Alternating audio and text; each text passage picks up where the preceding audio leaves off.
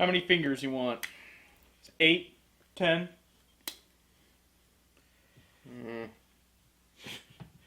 I feel like I should serve this in like a beer stein for how much we need.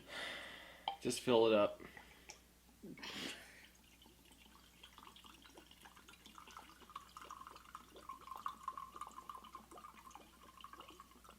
That'll do.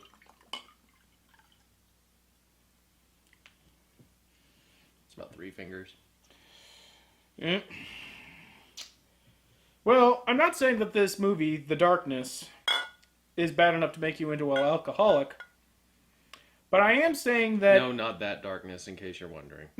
not the cool comic book, The Darkness. Or the surprisingly good video game made back in 2008, The Darkness. That had a less than stellar sequel. No. Which I still have the pleasure of looking forward to playing. Oh, well, it's, you know... Now that I have the capabilities. But, like I said, it's one of those... it's one of those games that are... it's only... The only detriments to the game is that it just isn't as good as the first one. So it's like... yeah. But, no, as I was saying, The Darkness... Not bad enough to turn you into an alcoholic, but definitely bad enough to tempt you into it. Considering that one of the main characters is a faux recovering alcoholic. And I could certainly sympathize with her character. I want to drink myself out of this movie, too. Yeah. Ugh. Kevin Bacon. Did you need the money that badly? For fuck's sake, man. For fuck's sake. First horror movie of the year. And of course, it turns out to be a stinker. Turns out to be just a big old turd ball. But what I was surprised by this movie wasn't that it was bad, but... It's a horror movie. Of course it's going to be bad. A PG-13 horror movie. I mean, like, I'm not to say that a horror movie has to be rated R for it to be good. All I'm saying is, if you're going to be a horror movie, but you can't do much in the way of actual horror because of that restrained PG-13 rating, or you're of the mindset that you're just going to make a huge stinker. But as I was saying, the surprising thing about this movie wasn't that it was bad, but it was bad in a way that it was interesting. It was interesting in how uninteresting it was, if you can believe that. I was expecting another, what was it? What As Above, So Below? Yes. I was expecting another one of those, just not found footage. And sure enough, there were parts of it. There were certainly parts of that movie that reminded me of The Darkness. Or rather, The Darkness reminded me of As Above, So Below. But that had little to do with what was going on and more to do with stupid characters being stupid. Yeah. But one of the major failings of this movie, and it only happens after you sat through it, is that for a horror movie, nothing bad happens. A dog gets sent to a kennel, probably to be euthanized. But that's about it. I mean, I feel sorry. All said and done. As far as that's concerned. I mean, I feel sorry for the pup. The pup did nothing. But I knew it was like, yeah, that dog's not going to have a second chance. yeah. I mean, I'm not advocating for the dog should be fucking put through a meat grinder or something like that. I'm not a gore hound in that regard. Well, I was kind of hoping at the end to be like, hey, is there it wasn't your dog at all, man. We can get it back. It's like, no, we can't. It's too late. It's too late now. You have to live with your decisions. There's no considering how happy that movie ended. This horror movie ended. How happy it ended. I was expecting that the kid will have his autism cured. Yeah, it was just. Jesus, this is I mean, as a horror movie, it feels even harder than As Above, So Below, because at least horror things were happening in As Above, So Below. Stupid things were happening. But you expect stupid things to happen. In fact, you can't escape stupid things happening in most horror movies. Yeah. But as much as that movie failed in every way, in every regard, but at least it was a horror. Excuse me, it was a horror movie. This is a fake horror movie draped around trappings and tropes that are associated with the horror movie without actually having the oomph of a horror movie. It does have one of the most common tropes. That's it has the jump scares. Oh, of course. So- Oh, yeah. It's not that it's completely, devoid of the trappings of a horror movie. It still has some of your foundations. Yeah. There's plenty of jump scares. There's lots of jump Oh, scares. yeah, fake jump scares. Throughout the entire goddamn movie, most of them fake jump scares. Mm-hmm. Most of them, just like a door shutting, a movie going on.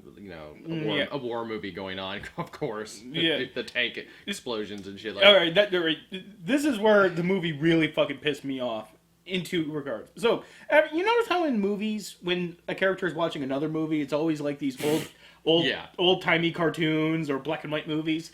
It's because people do not want to... Stock footage. Yeah, it's like the stock footage or royalty-free footage. Public domain. Or public domain. So, all right, characters are in a hospital because somebody got I think it was like grandma got scared and was like went into a nervous breakdown, and Kevin Bacon turns his head and looks at a television monitor, and there's old war footage on the television inside. Why is the hospital broadcasting an old war movie? What? But here's what really pissed me off, though. Oh, here's what. Really But like I'm saying that part. The part that pissed me off the most, though, is like if you're going to do that, keep doing it. Don't have a shot where a kid is just watching Paranorman on his mobile device. Like if you had the money to pony up for the footage of Paranorman to be in your movie, a much better horror film, by the way. Like don't do shit like that. Like you had Paranorman money, but you didn't have. I don't know, fucking Jacob's Ladder money, or like that's the kiss of death. Like you literally have footage of a better movie in your movie. That is not a good sign. No, it's not. That happens early in the movie too. That's what happens like within the first 10 minutes, and I just did one. Let's start with the thing that pissed you off first. That Paranorman pissed me off the most, and was the very first thing I was pissed off That at. was the very first thing, but you did not nearly as you weren't nearly as I would say vocal about it, but you were actually quite good when you weren't laughing your ass off at the parts that were just so stupid you couldn't do anything but laugh at. But Yeah, and luckily we were, and that's what we were. We were both in the same place there. Luckily, we weren't the only ones who were laughing. So, But although they weren't going to start laughing till we did, yeah, because we made it easy for them. We know for once our being douchebags in a theater was actually helpful. Yeah, It made the experience easier for someone else. yeah, it was very much like in 10 Cloverfield Lane when it got awkward and people didn't know how to feel about it. But when I started laughing, everyone else It's like, started. oh God, thank God, I thought that was funny, but I didn't know it was okay to laugh. But here, the comedy, or at least the laughter, is completely unintentional. The best feeling is when you're laughing at something that is just so stupid and horribly done that you have no way of releasing your emotions in any other form, and other people completely are on boat with you. Yeah, That's a good feeling. It really is. Very rarely do we get that in theaters. I think we got that sort of in Jupiter Ascending. Yeah. Oh, Jupiter Ascending, like I think You people, know- I think people wanted to take that movie so seriously that there's like even when the goofy shit was happening, they just like no, let's stay in our seats and let's let it happen. I had a hard time with that one. I mean, I succumbed eventually, but a lot of times it was hard for me because I think that I actually had too much hope that it was going to end up being a good movie, despite the trailers. And despite pretty much all evidence leading up to the contrary, I think that movie ended its first act with Mila Kunis dressing Channing Tatum's wounds with a maxi pad. Yeah. I remember why. It's because my mother really, really was looking forward to seeing that movie, and I wanted to be able to say, yeah, you can come see it. It's a great movie, but I couldn't do that. So I'm sorry to let her down. Yeah. But let's actually talk about The Darkness. It begins bafflingly with three actors who I question the very reason that they're in this movie. Kevin Bacon, who plays the patriarch of the family, the prototypical. It feels like I'm very detached from my family, but I'll do right by them by the end. Even though the movie kind of cops out with that character progression all throughout the series, all throughout the movie. There's Matt Walsh, a former Daily Show correspondent, who's there for like a heartbeat. As just as long as what's her name from House. Oh yeah, one of the woman a part of House's original team, next to And she's done other series. yeah, of course, but that's how that's But what that's you what I always go to. that's what you mostly know her for. It's the first time I ever saw her. Yeah, so, and you know, she's a good actress, falling on hard times and probably, you know, like counting her residuals from House, but regardless, I like to think that you know, I understand why she's in this movie. I haven't seen her. And when we say heartbeat, we really do mean for a very, very, very fast scene, like a total of 1 minute. I mean, because they're not even there for the entire scene. Mm-hmm. It's just now and then cutting back to them talking. Really, don't expect to see these people in the movie legitimately. It's just a minute. Yeah, and they're just talking about Bear Grylls for the entirety of that. They basically aren't in the movie. Mm-hmm. Meanwhile, their kids, both couples' kids, wander off, and they have Kevin Bacon has a 10-year-old son who is autistic, and he gets separated from his sister, and the boy who shall not be ever seen again crashes through, picks up some stones from some underground labyrinth, some underground temple. I won't call it a temple. It's just like some underground altar meant to keep evil Anasazi spirits And at bay. of course, because autism is like this mystical thing. Apparently, that they're That hypersensitive, enables people to like see ghosts and like hypersensitive to commune with spirits and have oracular ability and stuff. It's just that's how horror movies think of autism. Yeah, if it's not like it combined a lot of tropes in that way. And somehow managed to get in autism and Spanish mysticism in the exact same movie. Is that what that was? Well, Is that what that was? Spanish mysticism? well, considering that they actually had to come in, they had to call in Consuela, you know, putting down her like pine sol and her cleaning bucket to come in and. I'm really glad that you said that because I was going to have to if you weren't. Yeah, I know, but because we'll get to that, but oh But man. yeah, so yeah, they do go for the whole like, oh Dios mío, like we gotta come in and like sanctify the you're house. Expecting their fucking their spirit channeler, to end up being Native American, or at least in some form Native American, or at least you know the trappings of a Native American, someone who would wear at least something reminiscent, and you end up getting just Consuela, yeah. Consuela, Even some Hispanic woman who apparently, you know, like on her off time, read a book about. Actually, I think she literally got just as much information as everybody else did when they looked it up on the computer. I think she was right there with them. She's like, I got this job that's going to pay me some money. If they believe it, I believe it, man. I got these stupid gringos thinking that I got mystic powers. It's just...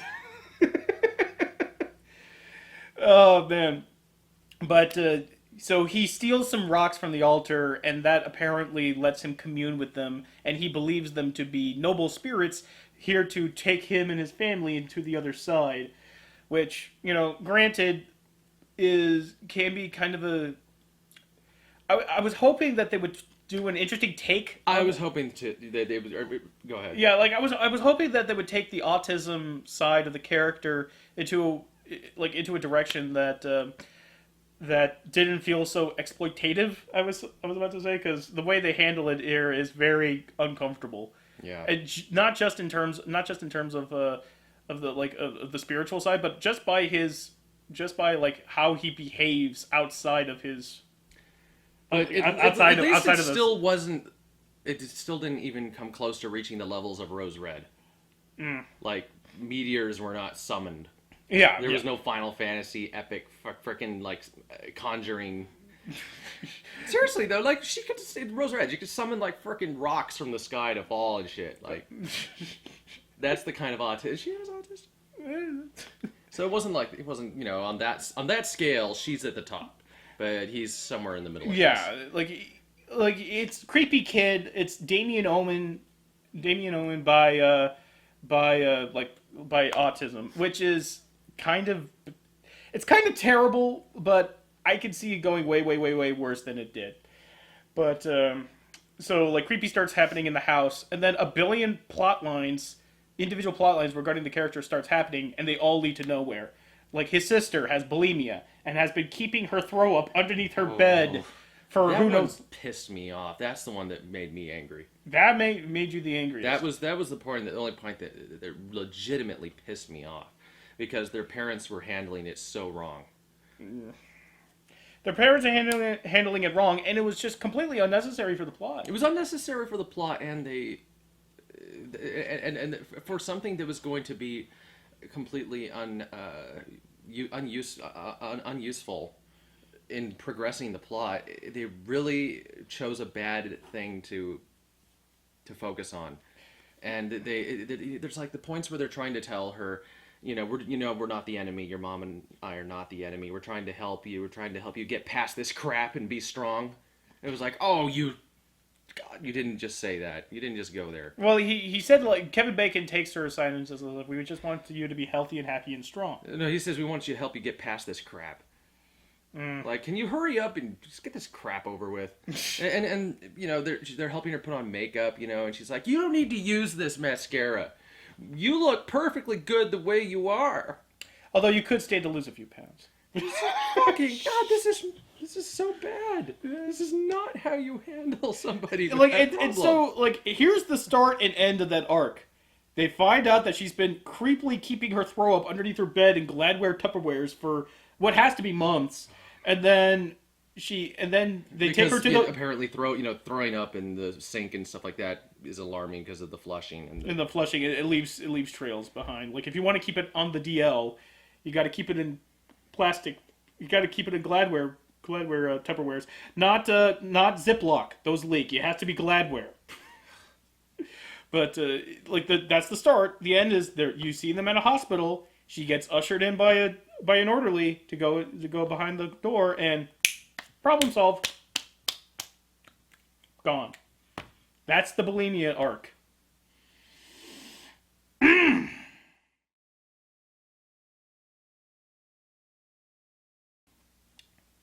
How do you feel about that little piece of bullshit? Why do we even fucking bother with this movie? But it felt like the movie wanted to give each member of the household some like secret and or means of either destroying their family life, because they clumsily bring it up in the plot. They try to bring the subtext to the front by just having the mother just come out of nowhere. It's like, maybe this is all just karma for our sins, and saying like, well, that's certainly not the case. You just got evil fucking spirits that just want to fuck you over. They don't care if you're like the fucking Jacksons, or if you're the Osmonds.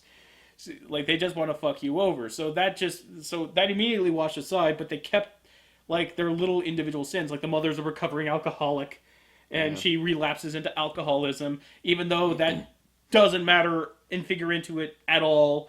The father apparently cheated on his wife sometime in the past, but the problem with that though is that they tried to resolve it. And it's true that he still is on the straight and narrow, because at his office, some woman asks him out on a date and he tells her no. Even though, why the fuck didn't that woman check for his wedding band on his finger? He's wearing a wedding ring, and that woman asked, like, either she is blind, dumb, or evil. Either way, that it does not reflect well on this woman. She was the seventh stone. Or there was six, right? 5, 6. It was like 5 because it was a pyramid or a triangle. Like who gives a shit? Like what the stones? Like how many stones there were? Yeah, She was the sixth one that was covertly sent to try to jeopardize from the inside, and failed miserably. And talk about like weird moments, like the wife, listens to Kevin Bacon talk, on the other end of the phone, and she has her suspicions, and she turns a corner and looks at her family picture, and the family picture had this bullshit, like right behind it. And you know how you were a kid and you're always doing that to your friends in photos? You know what that actually means? That means I'm cheating on that's right. That's yeah, right. like That's the horns of the cuckold. That's right. Yeah. I don't know. But nobody knew that. Like, nobody knew that when they were kids. It was just A thought. lot of people don't know that now. Yeah, like they think it's just rabbit ears. Like, so guys, whenever you're doing that to another dude, that means that you're fucking him behind your partner's back or something like that, or you're fucking somebody else behind this person's back. It's like, I'm sorry, Gabe, I've been fucking somebody else and you don't know. Don't feed it. Which, like, why in the world? Why in the world would you do that in a photograph? Why would you leave photographic evidence that you're cuckolding somebody else in your relationship? Are you sure about that? Yes, Like, I'm sure about that. It's kind of like the wearing your pants sagging is, Yeah. a sign for prison. But it's these little things that became, fads, became stylish. But, when you think about where they came from, or like the cake is a lie, let's not even get into that. Yeah, but at least those memes don't exactly, like, infer that you're doing something untoward for somebody else. It just means you played a fucking video game. I remember as a kid that, like, that just was everywhere. Like that. Every single photograph we took as a class or when I was in daycare, it was always like some asshole kid was just doing that to somebody else's ears. Even though, like they just thought it was cute. Like, they had no idea what that was about. And I just had to wonder, how the fuck did that get passed on? You forgot about the cake is a lie, didn't you? Yes, I did. This booze is much stronger than I give it credit for. Okay, because it doesn't.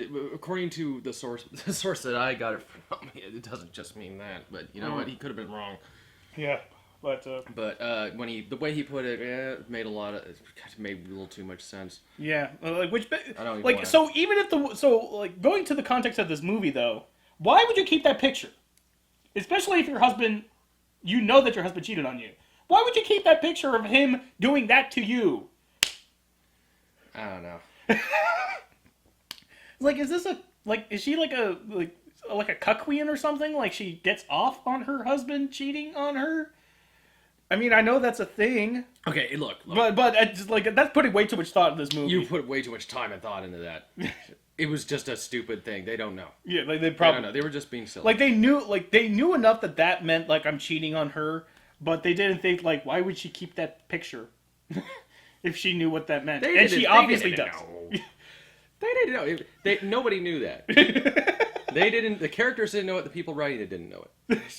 Because there's no way that they were the kind of the people who wrote this were the kind of people to look that far into something and be that sneaky. There's no way. That it was just a silly, stupid thing that they do, and people do in photographs. It happens all the time. They do this all the time. I mean, jokes on them. Yeah. Jokes on everyone. Jokes on all of us. We've all done it. Mm-hmm. So, yeah, like so. Next, think harder next time you do that bullshit. Don't do it at all. Actually, like even if you actually had done it and you just wanted to, just don't do it. So, like nobody comes out better for doing that. But like, so you got the setup here is that the kid, like the autistic kid, what was his name? Mikey? Yeah, because like you're a life serial Mikey. So Mikey steals the rocks and he's communicating with the spirits and creepy shit's happening all over the house. He goes to visit grandma for an afternoon because they're trying to take care of his sister who has bulimia, and we never see grandma again after she sees a hallucinogenic snake. And the kid tries to kill her dog, her cat. It was her cat, the grandma's cat. Yeah, and you never see that cat again. Yeah, they I thought that it was, it was done. That cat was gonna be eaten by the kid or something. Yeah, but that's what I mean about like. But they say he tried to kill it, which infers that it lived. Yeah, but what a fucking just. Yeah, but like as I said, like it wanted to be a horror movie, but it kept stopping before it actually became a horror movie. Or at least, it wanted to be the kind of horror movie where a cat is killed or a dog is killed. But they just keep having to rein it in because of that fucking PG-13 rating. Not that I necessarily want to see animal cruelty in my movie. No. I don't. But don't, especially when you're a cat person. But, like, if you're gonna do it. Don't infer it. Because I mean, the dog being sent to like the pound, that was just like, yeah, sure. But the cat, no, seriously though. Dogs being sent to the pound was like That's just sad. That's not it's just, scary. It is just sad. There's nothing scary about it. Yeah, like- but a kid- it is still the worst thing to happen. Yeah. In this movie. Everyone lives. Even grandma who had like 10 heart attacks watching her grandson trying to kill her cat. And apparently their daughter was cured of bulimia Yeah, like during that- this movie because they had a magical therapist session. Or actually, it wasn't even that. It was at the. It was at a It hospital. was at a hospital, so Oh, that's not even like a therapist. It's just like, here, get your bulimia shot. It was like a bulimia go away shot. Like, believe no more. Believe! Do you believe in love? I'm a believer. Then I saw her face, and I'm a believer. It's, Oh, man. that was. We're not even feeling the buzz yet. Damn it! I lost my excuse for repeating myself. Shit. But like a horror movie with no consequence is no horror movie at all. Yeah. It's just a series of unfortunate events. And lots and lots of flash scares. Ugh. I believe there was a flash scare that was supposed to infer like a figure going through the reflection of a microwave, but it happened. Jump scare, sorry. Yeah, like the jump scare was that I saw it, but I think everyone else was more confused and like, what the hell are we supposed to be scared at? There's a ghostly figure wraps by, and you see his reflection in the microwave door. But the cameraman, the framing is so bullshit that you don't know what to focus on. Oh. Your eye is inexorably drawn to the mother just in the refrigerator trying to get something to eat or drink, I forget. And all of a sudden you hear this loud noise and you see like some slight movement in the microwave. That's not horror. That's not even a jump scare. That's just poor cinematography. This movie looked cheap Yeah. as fuck, too. It looked cheap as fuck. This is one of the cheapest looking movies. Like, it looked like it looked like I filmed it in certain. Oh, come on. It wasn't nearly that bad. But like the camera cannot there is no such thing as a still frame in this shot. Everything just kind of slightly swaying. It looked like digital sway. It's like why are like there's a shot of somebody flipping burgers on a grill. Why is this shot like Michael J. Fox is holding the camera? All right. Oh. I'm serious. Like there's like if somebody was standing on a swaying ship in a breeze and you could see the camera just kind of swoop in and out for no reason at all. It's not like a fight scene. At least that kind of kinetic movement and for some kind of erratic pace. Looks like for a fight. it's like it was shot in the way Titus's latest show was. Yeah. Like 2015, I think it was. Oh. Yeah, but there's no reason why this was shot so poorly. And as far as side characters are concerned, to try to this movie is a fart of a plot. There's no story here, so we just kind of pad it out with useless plot lines, like the bulimia episode. Like when your most scary moments in your movie are probably like Easter eggs. That's pretty shit, man. Yeah, the worst slash best part of this movie was I'm not sure if this was the actor or not, but Kevin Bacon's boss, who reminds me of the actor who played Kevin McAllister's dad in Home Alone. If you could picture his head, he looks like him too. Yeah. It might be the actor. I'm too lazy to look it up because this movie doesn't deserve such effort. But he invites his wife, Kevin Bacon's wife, and his wife out for dinner, and then they have a conversation, and out of nowhere, Ming-Na Wen, who plays his boss's wife, just talks about this Indian healer that she'd been talking about. Okay, hold on. So prior to this, shit, what the hell sent them on that Like what? trail to go to the internet and? Oh, like, yeah. it was the wife who did it first. Like the wife who did it first because she's a stay-at-home mom, and like it looks like all she does is look at houses on the internet. So what she really early on starts getting the vibes that there's something supernatural going on here, and this is so early on that I think that the most weird shit that's happened is we haven't even gotten to like the fire part yet, or maybe we had. It's yeah, But like basically, she went to the attic, and things were spoopy. Like she heard a sound coming from the attic. she goes up to check, and and then her son ends up flash bam. He's right there, and it's like, how did you get in here? It's like, I forgot the name of the spirit. Like some like Mikey gives Mikey just says like Angie or Angela or Sherry or Sherry. It's just some cliched girl's name. Yeah. And it's just like, Sheila told me. It's like, I'm pretty sure it wasn't Sheila. It wasn't Sheila. Sherry.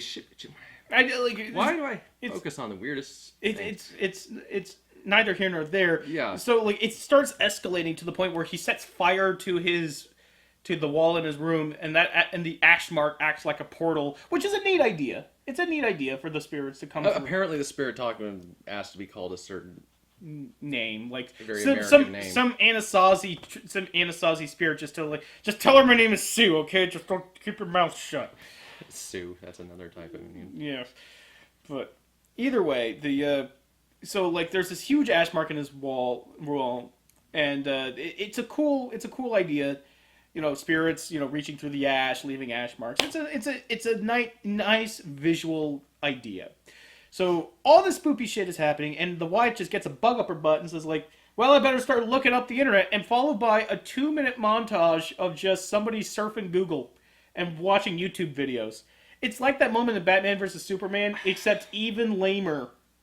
Oh, where she looks up the fucking classes of each character. Yeah. Yeah. Oh, so she just looks up like eerie sounds and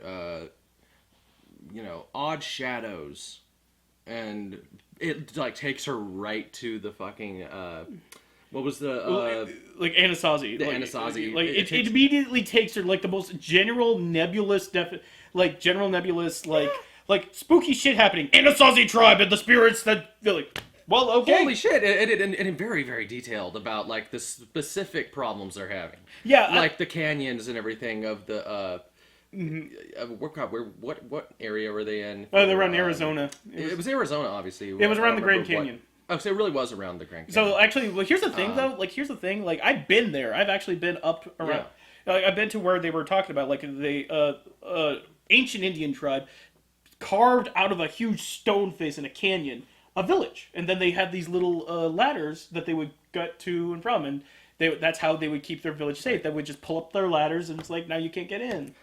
And and the ruins are still there today, and I've been there like over, well, it must have been about a decade ago I was last there, but it was very beautiful. And I can imagine like trying to build a film, I can see a good horror film being made out of ruins especially. And especially those ruins, because how picturesque and yet eerie they are, because it's almost alien, like a stone village set inside a rock face.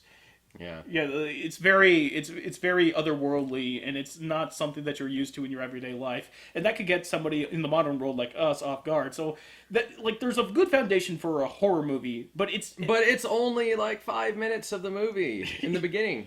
And I remember that was the I guess second time you got pissed really bad. The first time you got really pissed off, where you were like, "No, you are not leaving. You are not leaving the canyons and going back home." Oh.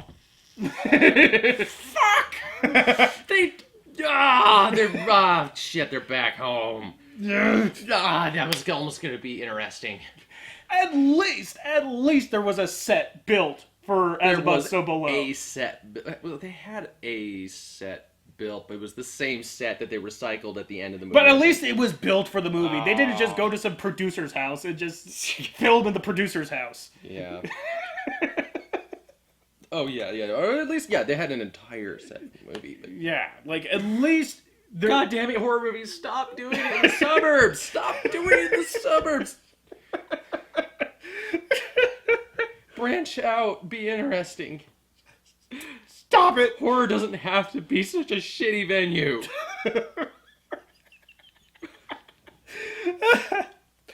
But, like, so the best part about that whole montage of her looking that up is that in apropos of all this search function, and apropos of nothing of the searches that she's making, all of a sudden, in comes this article that says, like, are autistic children ultra receptive to paranormal activity? Fuck you. Oh man. But The that only way this could have been a great movie is if they had bulimia turn out to be the answer. Like there's some kind of like ritual of where you have to like they needed somebody to like purge themselves of all the evil and also like are bulimics ultra receptive to the paranormal? it's like the ritual requires somebody to purge themselves of all impurities and it's like I have something to tell you, parents. And this would have been the reveal. That it's not Mikey who has been summoning these evil spirits. I have problems. 'Tis me. I haven't been letting you know. And it's like, yeah, and then it's revealed. Yeah, but no, there we are imagining at least a more entertaining movie in our heads. So, like, flash forward to that dinner where Ming-Na Wen just drops this bomb on them and saying like, yeah, we've been seeing this this Hopi Indian healer, and she was very, very helpful. It's like, wow, that's how very convenient of you to mention. Okay, okay. So not only did the wife look at this shit up online, but this was the funniest part of the movie. I mean, we really don't want to glaze by this. No. When she's looking it up, like immediately, just about at the same time, her husband, I think it was her husband, was doing it. No, like was her it, husband did it shortly thereafter, or something like that. Very shortly thereafter, like 1 minute after, 2 minutes maybe. Mm-hmm. It was just really, really close. He looked up the exact same video that she did. The exact same fucking video. By spending like a couple minutes online. Right after she did it, No, like she sent him an email, like, watch this video. Oh, is that what happened? Yeah. Because I didn't catch that. Yeah, like... for me, it was just him looking up the same goddamn video. Okay, well that makes more sense. That makes more sense. Like, Jesus, I thought that was so stupid. No, she sent him an email saying like, you need to watch this video. Which, by the way, if I ever get an email from someone I know personally that says you got to see this video, I'm not clicking that for anything. That's true. I grew up. You gotta see this video. How many goddamn times have we seen an email that began with like forward FDWRE FWD? You wouldn't believe what happens. Yeah. After this. Oh, I'm pretty sure I can. BuzzFeed and/or Mike.com and/or enter flavor of the month website at view aggregator site. The movie kind of is on rails at that point. It just becomes like family bullshit. Yeah. It just becomes family bullshit that it didn't earn, nor is the movie really explicably about. It's like bad spirits enter your household because your autistic kid stole a bunch of artifacts from a ruin he fell into accidentally. Alright, how does this have anything to do with your... Yeah, the opening was very much like the X-Files, the first movie. The kid falls into a hole that looked very much like the same set. Could very well be. This movie's made for, like all the money for this movie's budget went to getting Kevin Bacon and the footage for Paranorman. I mean, it was shot the same way too. It was like, holy wow, I watched X-Files again. That's a throwback. God.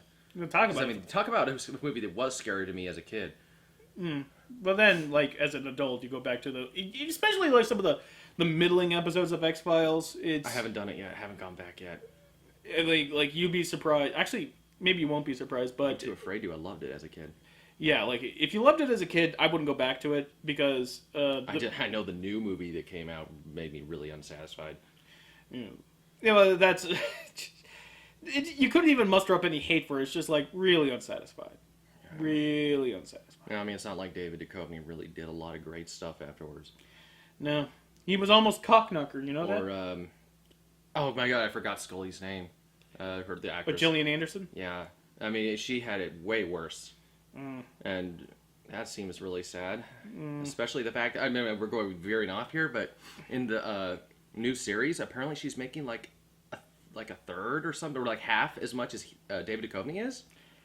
Which I mean, I know he's had a bigger starship, but that's just really awful. Yeah, but I don't know. Like, I'd have to be Gillian Anderson in this situation and just say like, why is my agent underbilling me?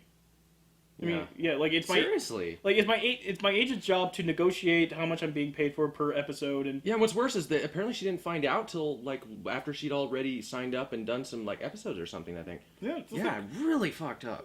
yeah, exactly. Like, it's like I'd fire my agent if I found Hell that out. yeah. It's like I'd fire my agent for having the career I had after X-Files as her alone. Ugh. It's not like she was a terrible actress or anything. Oh no, like And she still looks great. oh I yeah, don't know what the fuck happened. But anyway. but like on an unrelated tangent. Now the movie kind of goes into Ghostbusters territory where it becomes like Consuela and her actual Native American and daughter shitty editing. and shitty Worse editing.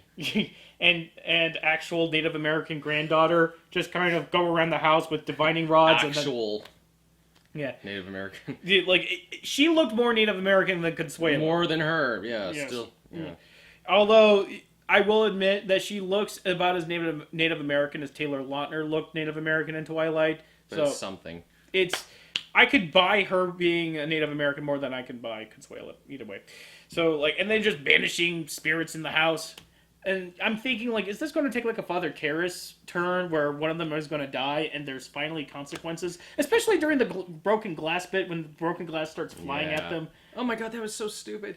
Yeah. I mean, it's stupid enough that she's, that she's speaking in Spanish to conduct the rituals. For the that- Anasazi. For the Anasazi. That's dumb enough. I mean, English would have been dumb enough just on its own, but that's... The glass was so... weird. Like, why were they standing right there with the glass? There was like a patch of glass, yay big on the little bits of glass. They walk right up to it. They start chanting like the glass is the problem. Like looking down at it and chanting it when really there's shit going on all over the house. And it turns out the glass is just fucking glass because there's a giant portal on one of the walls. That's where the real problem is coming from, that area. And she has these little stupid copper divining rods, and they tell her where to go. It's basically like if you've ever played any MMORPG, she's just following where the exclamation mark is. I mean, honestly, the house was such a big fuck-off beacon of holy shit, well, at least it would be if this was a rated R movie, but the whole house is just... Eventually she figures that out when the beacon takes her all throughout the fucking house. It's just like... Oh, Dios mío. I mean, like, they did have a line. They did have a line that that would have pissed me... Like, it still pissed me off, but not, like, before the ritual began, the granddaughter took Kevin Bacon aside. It's like, do you believe in a higher power? It's like, well, no. It's like, well, by the end of the night... God. Do you believe in a thing called love? It is called the darkness. Yeah. We made that reference. But, and she answers back with, like, well, by the end of tonight you should, or something like that. Like, She says, like, do you believe in a higher power? It's like, not really. It's like, well, you may want to start. you may want to... And then, like, and a then few beats later... And then immediately he hones in on the silver crucifix. Like, aren't you going to use that? It's like, for the ones we're after, that God has no power. She says, your God has no power. That God has no power. God. Which begs the question, if that God does exist, why wouldn't he? He created everything. But, it's... He created everything in the world, including the exact spirits that were born. You're listening to clashing dogmas. Let's not even... Yeah, like it. So This movie doesn't even know when it's tripping on itself. Yeah, like it's a dumb as hell movie. If that point hasn't been made clear to you yet, this is fresh. One of the dumbest movies we've ever seen in theaters. Yeah. One of the dumbest movies. It just... But the glass, like, they could have just had... like, do you guys not have a broom? So we're just going to leave our broken glass wherever they're going to lie. I mean, that would have been a great moment for a great funny moment where they're just, this house is for the living, not for the dead. And they're getting sprayed with glass shrapnel, and then it's just, the daughter just comes in and just, like, sweep into a dustpan. It's like, what? No. You should know how to do that already. Oh, this racism is killing us inside. So it all culminates with Kevin Bacon going into Mikey's room and jumping through a portal to try to save Mikey and offer himself in his own place. But then it turns out that Mikey saves the day by putting the stones back in the altar from where they came, and because he's unafraid, and we know he's unafraid because there was a throwaway line at the beginning of the fucking movie that says he's not scared of things that more kids are normally scared of. Like, that's supposed to be, like, that's a character arc now. That's a character I'm arc. not afraid ever. Which, granted, like, autistic kids, very, very much afraid of a lot of things. Just gonna level with you guys. Autistic kids are one of the most fragile individuals on the planet, and of course, this movie, like, Not sociopaths. not sociopaths and not these mystic No, children there's a high level of empathy. Yeah, so like there's the mystic children that somehow dooms his family and saves his family at the exact same time. I just this movie. Ugh. Would you call it one of the more insulting movies that Oh, we've certainly the bulimia thing really fucking pissed me off. seen?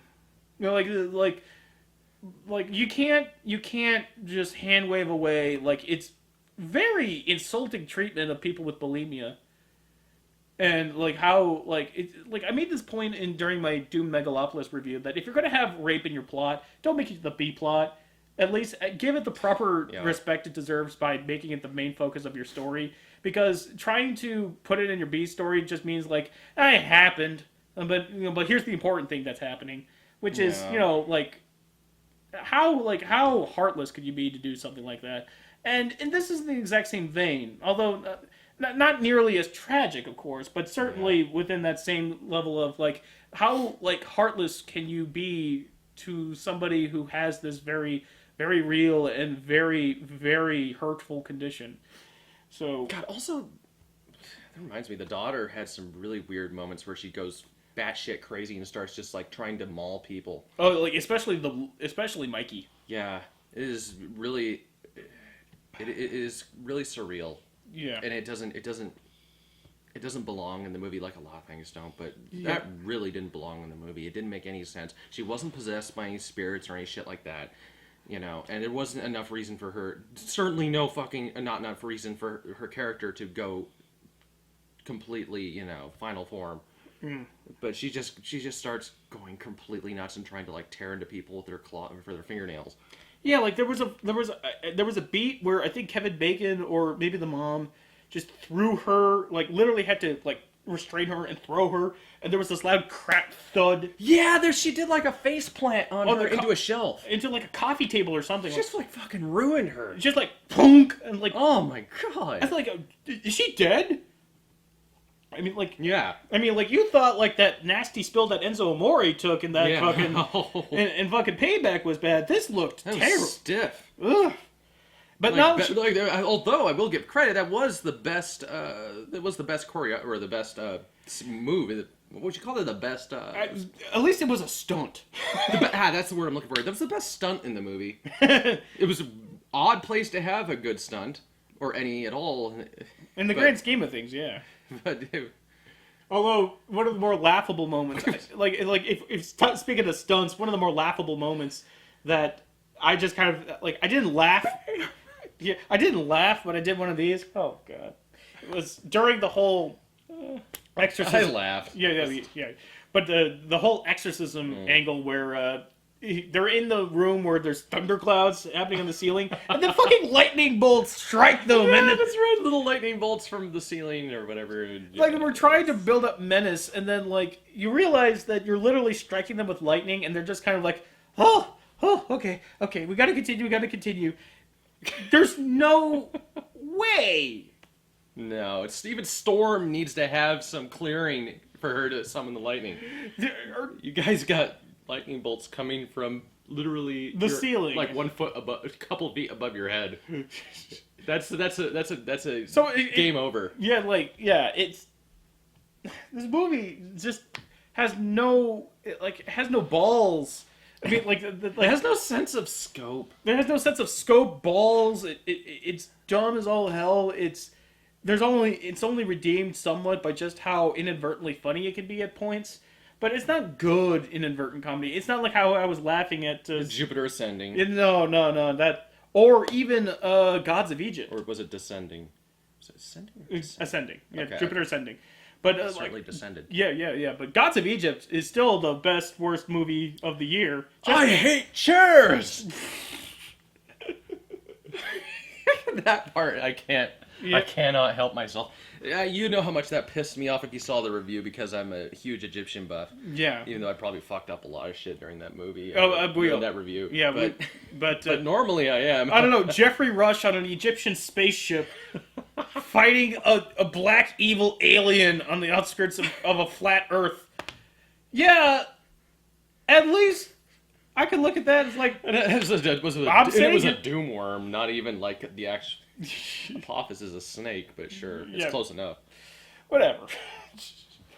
So like so in that respect, there's very little to enjoy about this movie, but I can't call it the worst movie of the. I can't call it the worst because I still was able to perk up every now and then. Yeah, and our it's time to mention it. So our theater was a lot better this time than the last movie we saw. Although two dumb bitches behind us just could not shut up about the movie. What do you mean the ones to the upper right? Of Well, me? no, it'd be to my left, I think. Oh, those two ones over there. Yeah. The ones who were laughing when we were laughing. Yeah, a little bit, but then there was like, oh my god, I'm so scared. That Or didn't. like, I was more worried about the people to the upper right because they were being loud. well, But- they were being But loud. they eventually shut up. Yeah, but the bitches behind They me, wouldn't shut up. they would not shut up. But And they were digging the movie for a while. So here's the thing, guys. Theater, we're very, especially this guy right here. Mm-hmm. Especially my main man here. He's very susceptible to our atmosphere.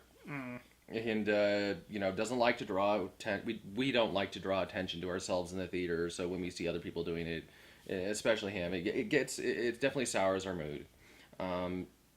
We're a little bit snobby in that way, I guess you could say. But we do it. I guess it's it has to do with the fact that we review the movie and we really want to pay attention, so it kind of bothers us. Yeah. And the last movie we saw might have been a little soured by the. We were definitely soured by the experience. Oh yeah. Like to the point where we were so angry at that vapor that my heart was like pounding in my chest because I was having to yell at the guy from across, many seats down. And I hate being confrontational. I absolutely hate it.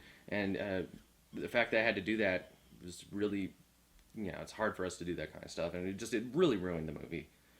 Our points we had were still, we still hold true to our points, a lot of them. But the fact is that we completely focused on the negative and not the positive. Yeah. And I feel really bad about that. There was a lot of fun to be had in that last movie, and I want to see it again in a better theater, or better atmosphere.